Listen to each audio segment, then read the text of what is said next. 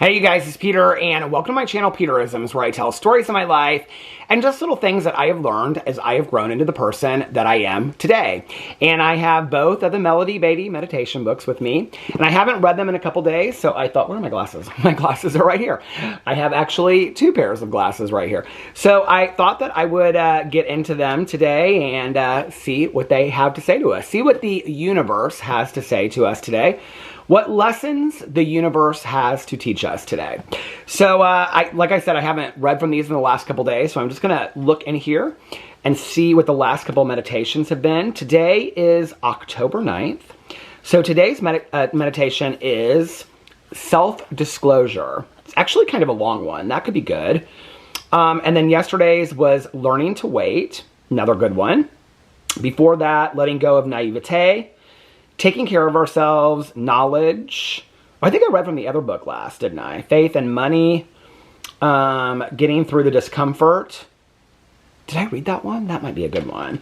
You know what I'm thinking? I'm kind of leaning towards letting go of naivete and taking care of ourselves. I might do those. But let's look in Journey to the Heart and see what the meditations are from there. So, October 9th, the scattered pieces will come together.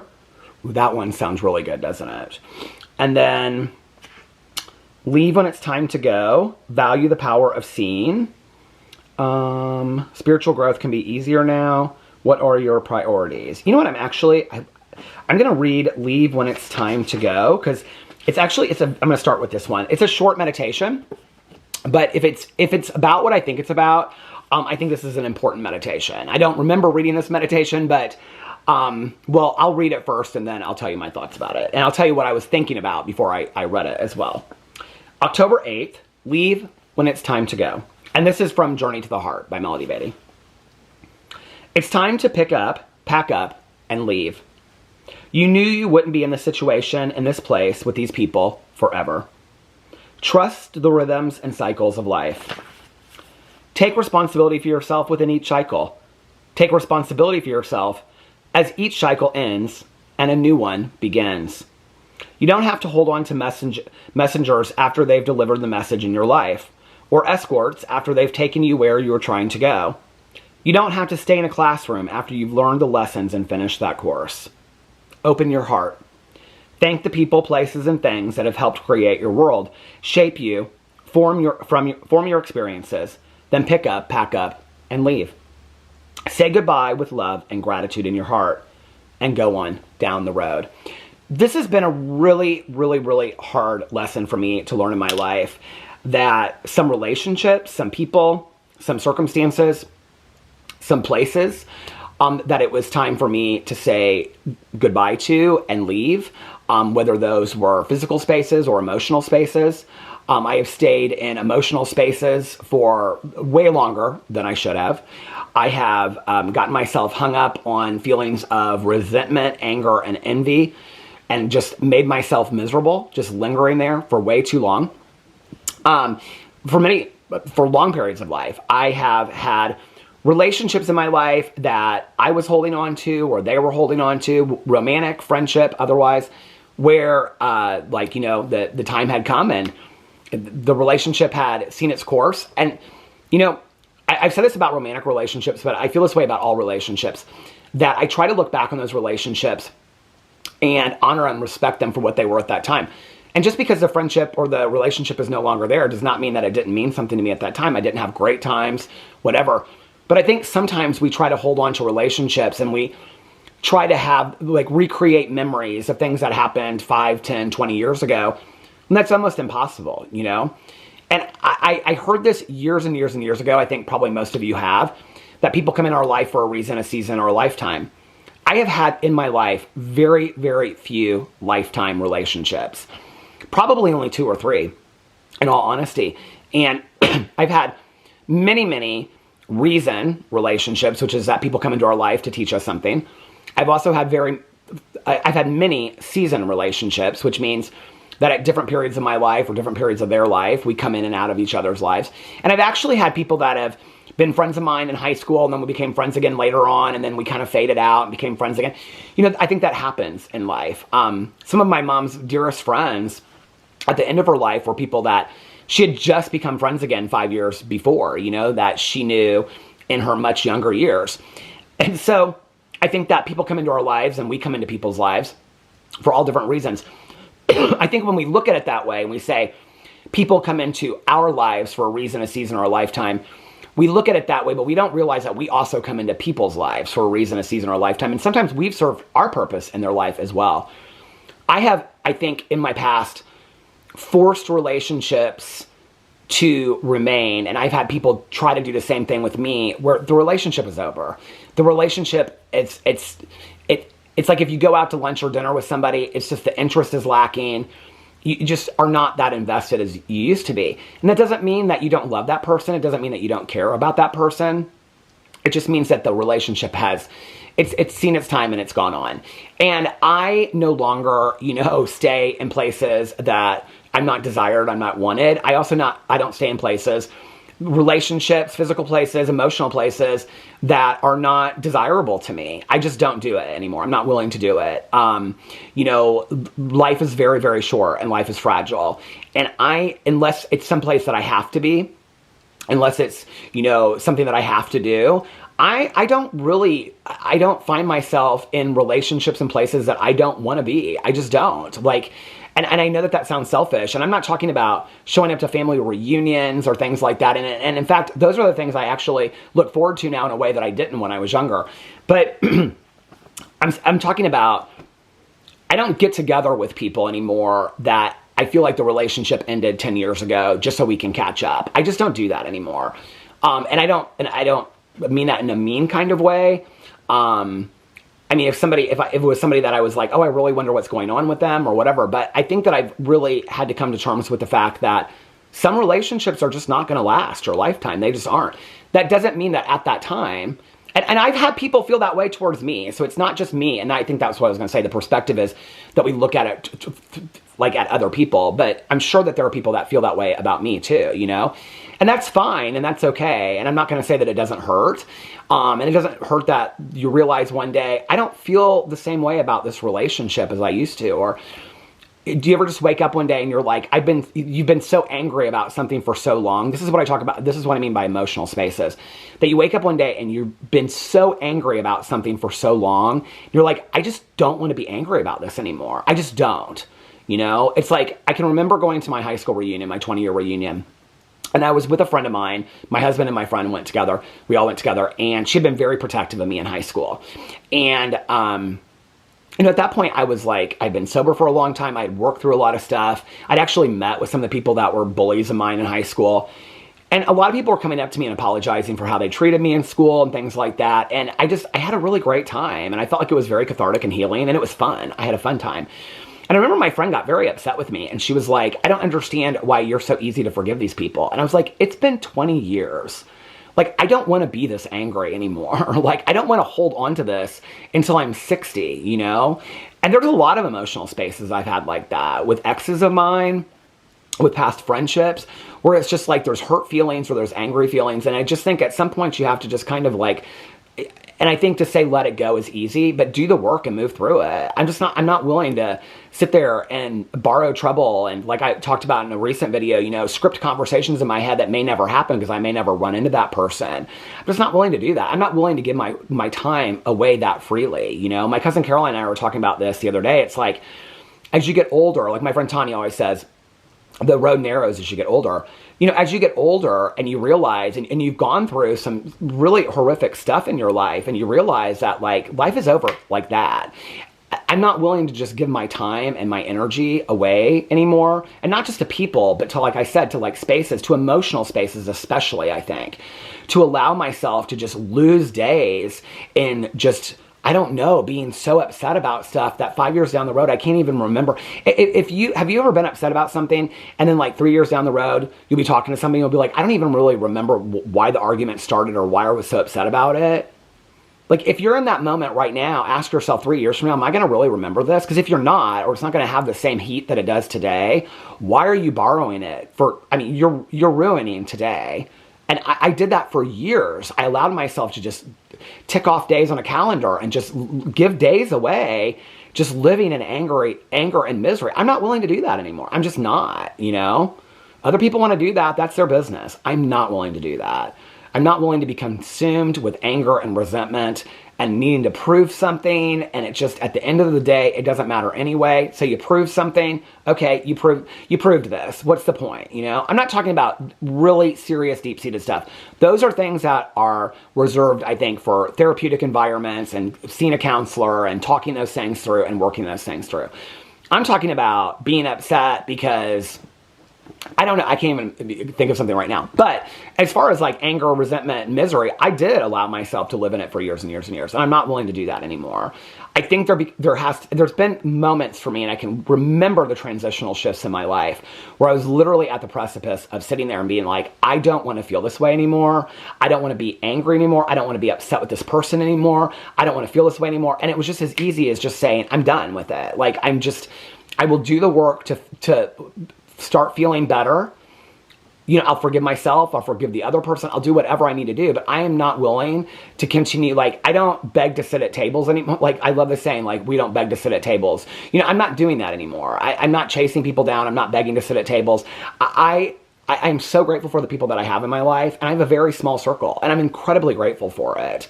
And I have room for new people to come into that. But that doesn't mean that I'm going to chase down relationships from 30 years ago and try to make something that existed 30 years ago exist today in 2025. That just does not exist, you know? And I don't do that anymore. And when I've gotten to places in my head where every day I'm ruminating about something or angry about something, I've had those moments where I'm like, literally like, I can't do this anymore. I can't continue to feel this way. And that's me. That's when I need to leave and pack up my bags and say, not literally geographically, but to say, I'm done with this. Like, I'm moving on, you know? I cannot continue to give my days away. And I don't want anybody else to either. It's not worth it, you know? So that was a good meditation. Okay, let's pick one more in the language of letting go. Maybe, let's see. Maybe taking care of ourselves, since that one was what we were kind of talking about. Taking care of ourselves. I feel like did I read this one? Let's pick up one closer to today. Learning to wait was yesterday. Let's do learning to wait. So this is a quote from The Courage to Change by Dennis Wholey. I've started to realize that waiting is an art, that waiting achieves things. Waiting can be very, very powerful. Time is a valuable thing. If you can wait 2 years, you can sometimes achieve something that you could not achieve today. However hard you worked, however much money you threw up in the air, however many times you banged your head against the wall. The people who are most successful at living and loving are those who can learn to wait successfully. Not many people enjoy waiting or learning patience. Yet, waiting can be a powerful tool that will help us accomplish much good. We cannot always have what we want when we want it. For different reasons, what we want to do, have, be, or accomplish is not available to us now. But there are things we could not do or have today, no matter what, that we can have in the future. Today, we would make ourselves crazy trying to accomplish what will come naturally and with ease later. We can trust that all is on schedule. Waiting time is not wasted time. Something is being worked out in us, in someone else, in the universe. We don't have to put our life on hold while we wait. We can direct our attention elsewhere. We can practice acceptance and gratitude in the interim. We can trust that we do have a life to live while we are waiting. Then we go about living it. Deal with your frustration and impatience, but learn how to wait. The old saying, you can always get what you want, isn't entirely true. Often in life, we can get what we want, especially the desires of our heart, if we can learn to wait. Today, I am willing to learn the art of patience. If I am feeling powerless because I am waiting for something to happen and I am not in control of timing, I will focus on the power available to me by learning to wait. You know what? It's interesting, like, what I think about as I'm reading these meditations. One of the things I wanted to say about the last meditation that I remembered while I was reading this one was that one of the greatest lessons about saying goodbye to people in my life is that, you know, I've had multiple sponsors in recovery in my life, and all of them were fantastic. I think that at different times in my life, I needed something different. And so it was never that. I've never been somebody that's gotten rid of a sponsor or got a new sponsor because I wasn't happy with the sponsor that I had. I always felt like I found somebody that had something new to teach me. And each of them were always gracious when I would have that conversation with them about it was kind of time to find a new teacher. You know, it's like you graduate from one class, you go into the next class. My sponsor that I have right now, I hope she's my sponsor for the rest of my life, but I don't know. You know, I might find somebody else that I find can teach me something that she can't teach me. I don't know, you know? So I think that that's another way to look at it too, is that sometimes we need new people in our life to teach us new things. As far as the power of waiting for things, I think that one of the most valuable lessons I've learned, I would say in the last 5 to 10 years, especially on YouTube. I don't know why I think that YouTube has kind of taught me this lesson, but like being on YouTube is that things that maybe I thought I wanted 10 or 15 years ago, that now that I've had them, I don't know that I was ready for them, if that makes sense. Like I think about, like, people ask me all the time, they're like, well, how do you like get on video and you just talk and you seem very natural when you talk on video? I was looking at one of my early booktube videos not too long ago, and I was so uncomfortable. I really wasn't comfortable on camera, like probably from my first year. And now I just throw up the camera and I read, I talk and I feel very comfortable on camera. I in a way that I didn't, I think, when I first started, and was very insecure, and I just felt very uncomfortable on camera. And it took me a while. And I think that, and I think also about like my 20s and my early 30s, like I could never have done this. Like I didn't have it in me to do it. And YouTube's just one example of that, But a lot of things will happen to me today, and I'll think, had this happened to me 10 years ago, I don't know, like good things will happen. And I'll think, I don't know that I would have understand how profound this is, or the meaning behind it, or how great that it's affecting me today. Like, I don't know that I would have really appreciated it had it happened to me 10 years ago. I think most of the things that have happened to me in my life, I've had to work for and, put a lot of grind to and things like that. And so I think that, whether that's my recovery or my marriage, which are to me, the two things in my life that I, value the most, I think that I've had to put a lot of work into both of those things. My sobriety, number one. And if I'm not sober, I don't have anything else in my life. And so none of those things have come easily. When I look at my sobriety and I look at my life through the lens of sobriety, that my sobriety has given me a language to kind of maneuver through things that have happened in my life. If I wasn't sober, and I hadn't gotten sober when I was 22 and a half, I wouldn't have had that language to be able to maneuver through the difficulties in my marriage that I've had that have gotten us to where we're at today, to the great place that we're at today. I wouldn't have had that in my life. So I had to have gotten sober first before I was able to have this relationship. I had to go through things in past relationships to be prepared for this relationship. I had to be, in my last relationship, so not willing, and neither was he, to go to counseling, that in this relationship, I wasn't willing to lose another relationship, so I was more willing to go to counseling. And I think those are things I've had to learn through the years, is that the timing has a lot to do with it, and those are just a few examples. But I don't think I was ready for things 5 or 10 years ago. And I don't know if that's a universe thing or a higher power thing or just a coincidence thing. I just think that some of the things that I am now ready to accept in my life, like when there's something I really want today, and I think, God, I really wish and the other thing is this, is that we can wish for all the things we want. It doesn't mean that they're going to happen, I can remember my mom, there was a point in my life when I really wanted to be dating somebody and whatever, and she said, we're not promised a mate in life. My mom was with one man, and she got married and divorced him. That was it. She dated a few other people here and there, but not any long-term relationship. She had one partner in her entire life, and I'll never forget she said that to me. She said, some people never find love. Like, that's a blessing if you find it. If you find it more than once, it's a huge blessing. I've had it multiple times in my life. I feel very blessed by that. When I started getting on YouTube and I started talking about my friendship with my friend Tanya, people would say, I've never had a best friend. And it was like, what? Like, it was like, I never really heard that from people. And it made me look at my friendship with Tanya in a completely different way. A point of gratitude that it was such a blessing that I had this person in my life, that I had known for, now it's coming up on 29 years of being best friends. It's almost unheard of sometimes, And it's those things that I think that if we don't see it from other people's perspectives, which is why I love the saying from To Kill a Mockingbird that Atticus says, is that we don't really know somebody until we walk around in their, on their front porch, is that unless you look at your life from somebody else's perspective, you don't really know how good you have it. you know? And so I think that that's something that I've had to learn through the years, that some of the things that I really want in my life are never going to happen anyway. That doesn't mean I shouldn't want them. That doesn't mean I shouldn't wish for them or work for them. It just means that if it doesn't happen, that's okay. The other thing is this, is that I've talked about this for years, that like, what if you want to be an Oscar-winning actor, right? Okay, but you're not going to just move to Hollywood and it's going to happen tomorrow. Not for most people. So let's say you start taking acting classes in your hometown and you do community theater. And through community theater, you meet a group of 10 people and you go out to dinner every week. And then you meet a best friend and you meet somebody that you start dating. And you never even make it to Hollywood, right? But in 20 years, you've made 5 of the best friends you've ever had in your entire life. You've had a lot of fun. You've done a lot of plays. You know, being in the theater group has introduced you to, like, you started crocheting. You started a garden because somebody else likes to garden. You've taken a lot of trips with these people. It's given you a life that you never would have had you not pursued that dream of winning an Oscar to begin with. No, you didn't win an Oscar. You never even moved to Hollywood. But isn't your life so much richer on the other side? So no, we should never stop pursuing our dreams. But it's the journey, not the destination. And I love that saying, although trite, I love that saying because I think it's so true.